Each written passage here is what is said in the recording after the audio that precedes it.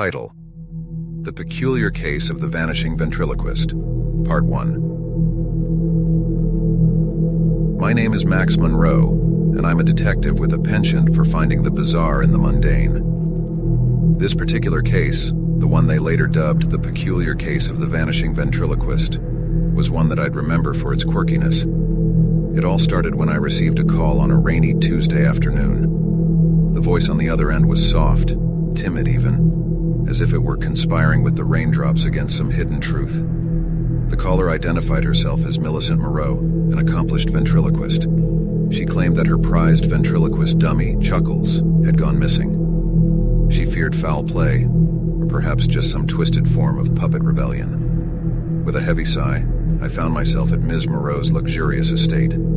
She greeted me with a forced smile, her eyes betraying the anxiety that danced beneath the surface. I eyed the empty stand where Chuckles should have been, a conspicuous void in the room that set the stage for our peculiar mystery. "So, Ms. Moreau," I began, "when did you last see Chuckles?" "Oh, Detective Monroe, it's been a week now," she replied, wringing her gloved hands. "I brought him back from my European tour, and since then he's simply vanished."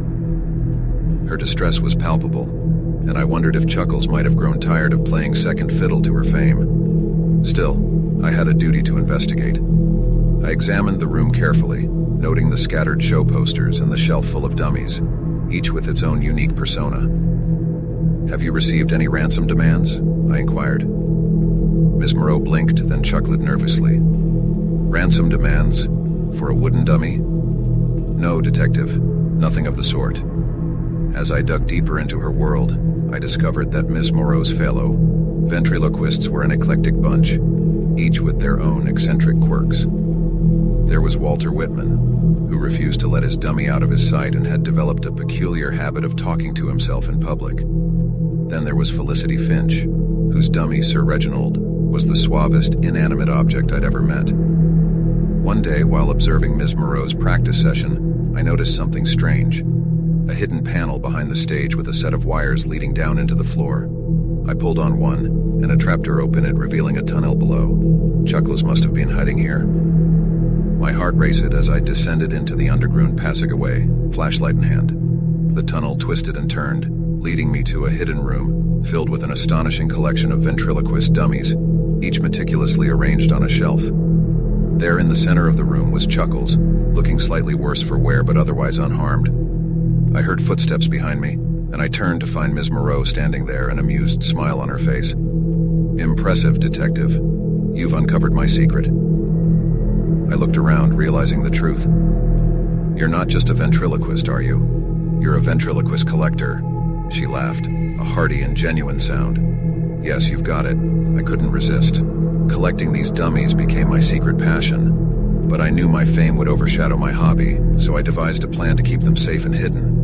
As it turned out, she had staged her own disappearance to divert suspicion and had used her skills to create an intricate web of misdirection. Chuckles had been the perfect accomplice, knowing when to play dead and when to stay hidden, and so, the case of the vanishing ventriloquist had a resolution stranger than fiction.